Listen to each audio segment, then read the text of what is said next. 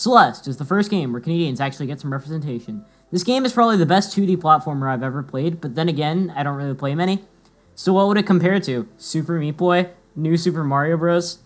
Save Jesus? But it's not hard to see why this game was a Game of the Year contender for a lot of media publications. So much love and detail is put into so many aspects of this game, be it the art style, the level design, the mechanics. It's very clear the developers cared heavily about this game. You play as Madeline, a girl who tries to go from here all the way to here on her quest to climb a mountain both literally and metaphorically as she tries to overcome her anxiety. Celeste Mountain is special, however, due to what it does to people willing to climb it. Along the way, she meets a physical manifestation of all of her bad thoughts called Madeline. No, I'm not kidding. Madeline also meets a man named Theo who encourages her throughout the entire climb, as well as teaching her a method of trying to stay calm and managing her breathing by imagining a feather. It's interesting how this game manages to tell a heartwarming story while at face value it's only about climbing a mountain. Though, I think this game could have used more environmental storytelling. Don't get me wrong, the scenes like the one before Chapter 6 where it's just Madeline and Theo talking about their past and Madeline talks about her panic attacks are nice, but it would be so much more interesting to find things throughout Celeste Mountain that would give a little about Madeline's past. It's strange because the dialogue itself is very subtle and isn't immediately obvious on how it's about Madeline overcoming her anxiety. At first, it would probably just seem like a girl really determined to climb the mountain. The subtlety is echoed throughout each of the game's chapters. Each chapter represents a different part of Madeline's thoughts, as well as relating to the theme of overcoming anxiety. Chapter 1 shows her courage to climb the mountain in the face of an old lady who was telling her it would be a bad idea.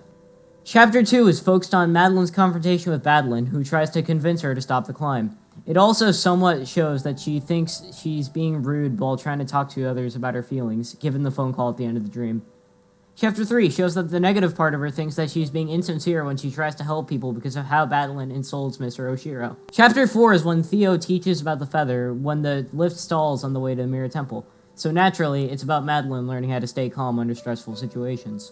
Chapter 5 is about how Madeline actually cares about other people by saving Theo from the glass casing he was trapped in. Chapter 6 was showing Madeline's determination by trying to get back up to where she was after Madeline knocked her all the way back down to the bottom of the mountain. But she also learns that she wouldn't be able to live without the negative part of her, because as she states at the end, Madeline is still a part of her. And finally, Chapter 7 is Madeline and Madeline working together to reach the peak of Celeste Mountain, where Madeline becomes truly happy. But none of the story would matter if the gameplay isn't fun. If it wasn't, what would stop you from just reading a story summary rather than buying the game yourself?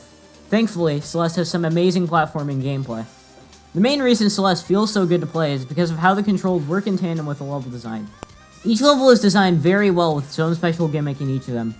My personal favorite chapter is Chapter 2, because of these pockets of space which you dash through and it speeds you through to the other side. The feather lets you fly for a few seconds, and you can keep the effect by going through other feathers. There are these clouds that you can jump on to gain massive height. There are these bubbles that launch you in a direction you're holding.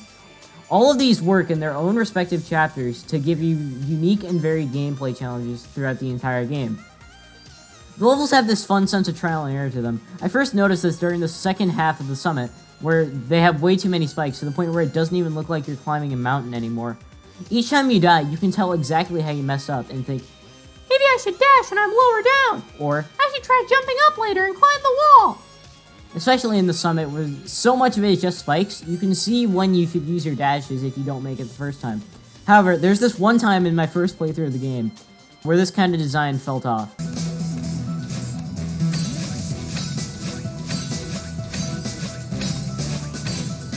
I initially thought you had to dash and wait until your peak height before dashing again, because Celeste is the kind of game to cancel your previous dash if you dash again, when all you have to do is just keep dashing up. It's probably my fault for thinking you had to do it this way, but I've talked to other people and they had the same issue. I think it's kind of stupid that thought should have even came up. The trial and error aspects in this game are most notable when you're trying to get the game's primary collectibles, the strawberries. There are 180 strawberries, and while they're completely optional, they're fun challenges to go for. And this game really hates diagonal dashing for some reason, especially in the more vertical levels. You typically either need to go directly vertically or directly horizontally, or you don't make the jump, but I digress. A lot of the strawberries are very simple to get, but then you have ones like these.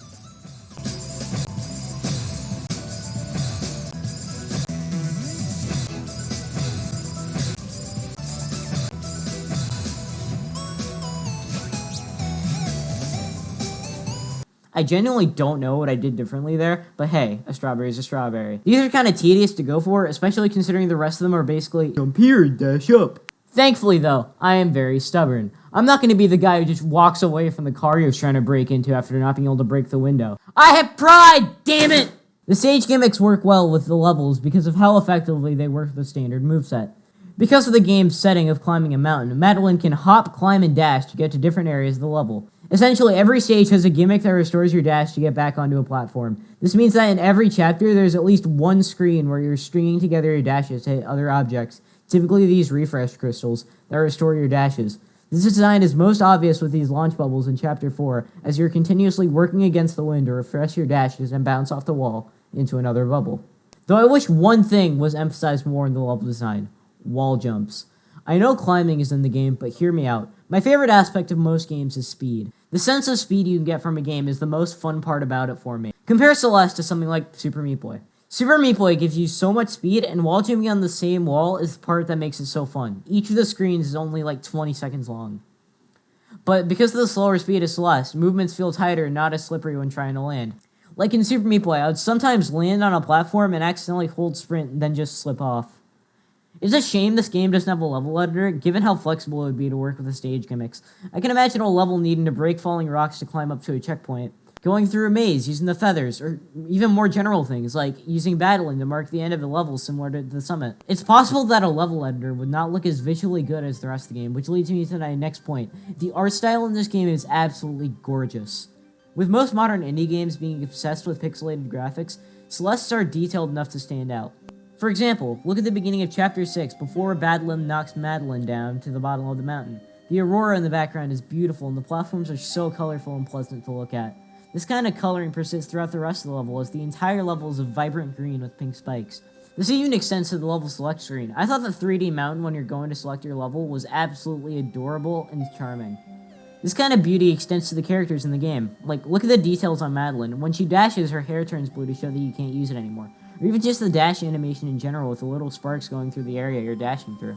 But my favorite pieces of art in this game are the screens at the end of each chapter as the camera pans down and some beautiful piano plays, and you see a cute picture describing what happened at the end. This, however, is related to my least favorite part of the game.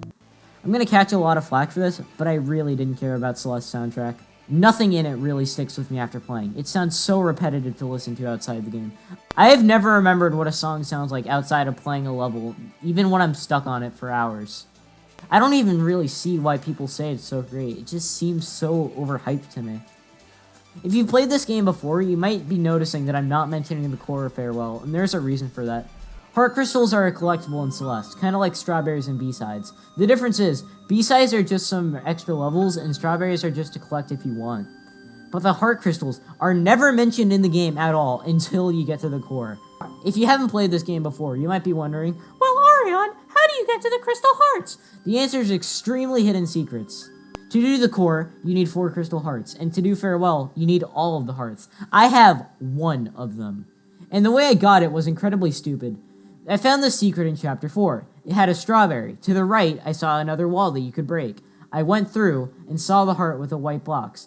I thought, hey, the white box kind of looks like the ones from Mario 3. I tried grabbing onto the wall and wall jumping into it. It didn't work. I tried a couple more times and it still didn't work. I ended up just caving in and asking someone for the answer. They told me to crouch and that it was a reference to Mother 3. I did what they said, then I got the heart crystal easily.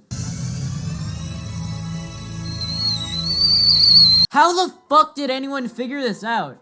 I got the reference, and I still didn't know how to get the heart crystal. That's not even mentioning the B-sides. They're like Kaizo versions of the standard levels. You have to beat them in order to get more heart crystals to even do Farewell. I don't want to have to go through this bullshit just to unlock some more stages, which apparently do add a lot to the game, for the sake of being able to go more in depth. I apologize. All in all though, this game is wonderful. Regardless of my thoughts on trying to go for 100%, which, by the way, to even be able to beat Farewell, the game actually teaches you speedrun strats to even pass the levels. The actual chapters and levels are some of the best 2D platforming in recent years. This game is absolutely worth the $20 price of admission, even if I only got it on sale for the price of $5.